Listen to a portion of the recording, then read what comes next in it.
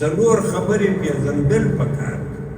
د ځوان دپاره د سپین ږیري دپاره د پوه دپاره د ناپوه دپاره د یوه دپاره د بل د هر چا لره چې دی دغه خبره کوي چې زه مسلمان یم او مسلماني واقعي په زړه کې خوند وکړي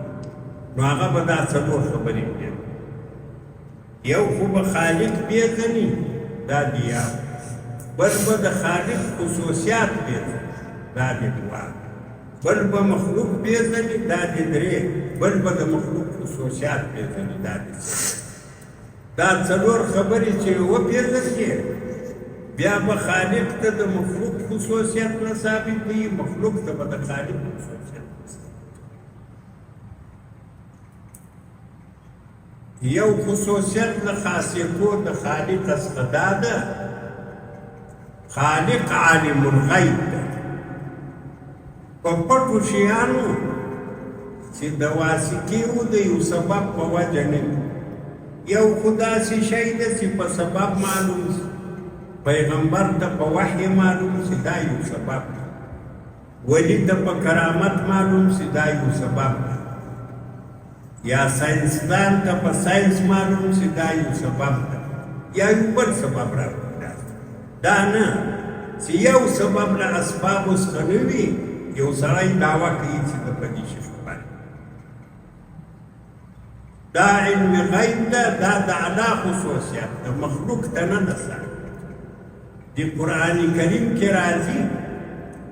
یو ځای د نوح علیه السلام په رابطه راځي نوح علیه السلام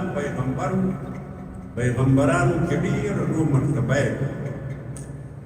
د هغه په رابطه راځي الله وایي ته ورته وایه چې له ما سره علم غیب نه بل ځای د پیغمبر علیه السلام په صفت کې راځي الله وایي ورته ووایه چې له ما سره علم غیب نشته زه چې څه الله راښوولي دي یا په اسبابو رامعلوم دي په هغه تېر تر هغه وپاته نه په اسبابو معلومېدل دا د زموږ سترګې سته لمر راوختی ولې دا د لمر نه راوخت یا غوږونه سته یو خبره واورېد یا نور داسې یا لکه هغه مخکې تر دغه لوړ علم له الله سره ده بیا له هېڅ چا سره نشته پیغمبرانو سره نشته نوح علیه السلام هم دا خبره کړې ده چې له ما سره نشته نبي علیه السلام هم کړې دویم د الله خصوصیت دا دویم د ضرر رسولو والا او د ګټې رسولو والا الله چې الله اراده نه یې کړې نه څوک چاته ضرر رسولی شي نه څوک چاته ګټه رسولی دا ټول اسباب چې پر کار ولوېږي ټوله دنیا ستا په ضرر کې راپورته شي چې الله نه یې وشکي ضرر نه ضرر رسولو والا الله دا د الله خصوصیت د الله ما سوا بل چاته کدې ضرر رسول ثابت نو دا شرک ده د الله د خالق صفت کې مخلوق ده تاسې به قصه اورېدلې یې شاید ډېر وار مو اورېدلې ابراهیم علیه السلام یو څوک پیغمبر و په عراق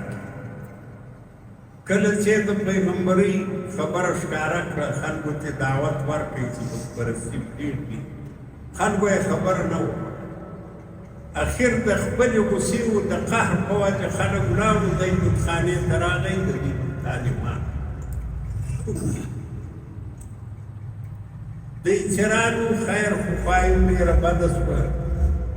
بیا یې معلومات وکړو اخر پورې ابراهیم علیه السلام دا خبره کړه چې دا کار ابراهیم بیا د ټول د عراق انتظامیې د نمرود رانیولې بیا د عسکرو ته جاروکشه دا ټول د ابراهیم علیه السلام مخالف حتی د ابراهیم علیه السلام خپل پلار هم د ابراهیم علیه السلام مخالف د ابراهیم علیه السلام خپله مور هم د هغه مخالف ټولو پر دې اتفاق وکړئ چې ابراهیم علیه السلام ته به یو عظیم دوزخ جوړوو په هغه کې به سوځ پلار هم په دې کې شي موریم په دې کې شریک اشنایان قریبان دوستان دا ټول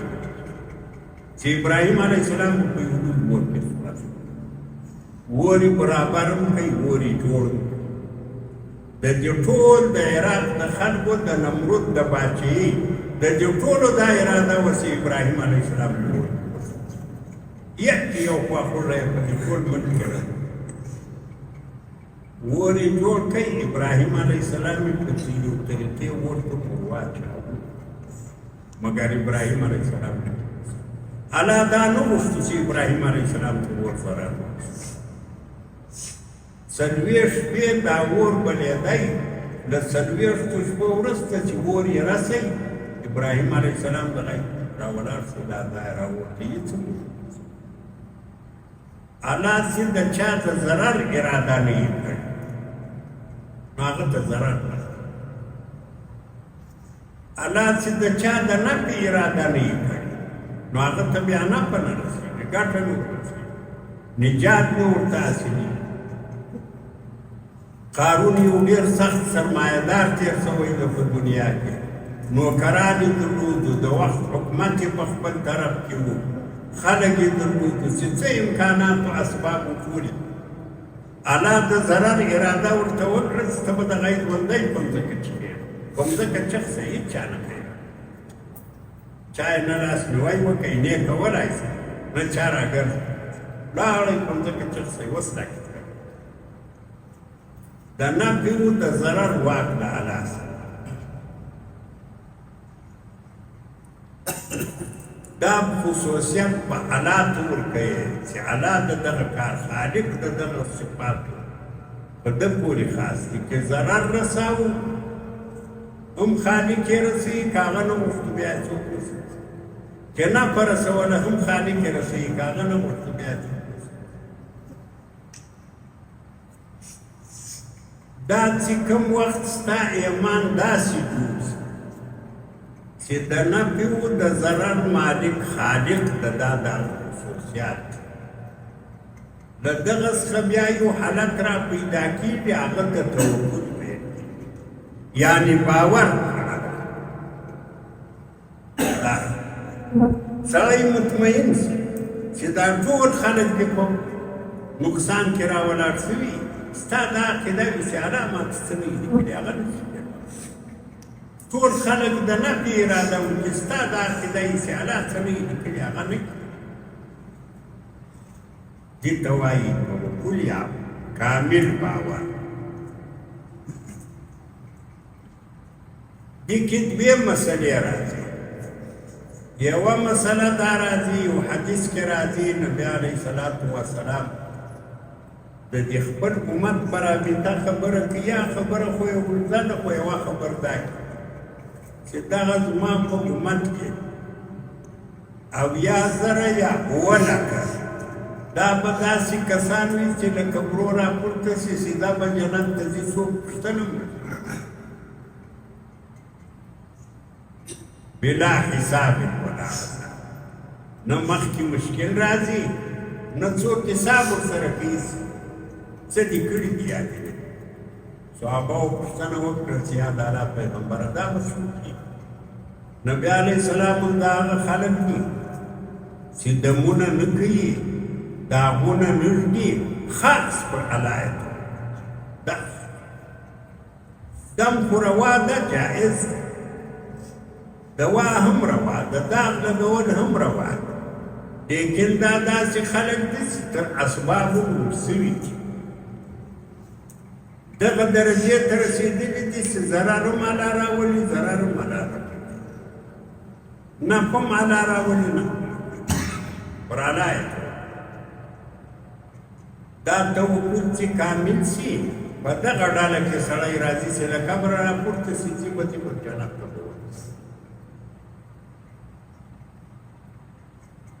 او بل یو حدیث کې راځي یو سلمان فارسی رضی الله عنه یو بیا عبدالله بن سلام دا دوه صحابه خپل منځ کې مجلس سره وکړي بیا یې وویل چې که په موږ کې هر یو اول وار له الله سره مناقص وي یعنې موږ شو نو کې کوشش کېده یا بل وخت نو دې کې دا مې له ذهنه وتلې ده چې کوم یو د مخه مړ شو چې مړ شو هغه بل چې هغه وعده دوی سره کړې وه بل په خوب ولیدی بیا یې ورته وویل چې کوم شی ډېر مؤثر ده الله ته پرېږدي هغه وویل زما چې هر څه وو تر هغو ټولو توکل مؤثر پر الله توکل پوره اعتماد دا د الله الوهیت شان د سړي په زړه کې کامل راسي نو دا بل خصوصیت و د الله چې د نفع و د ضرر مالک سړی ادا و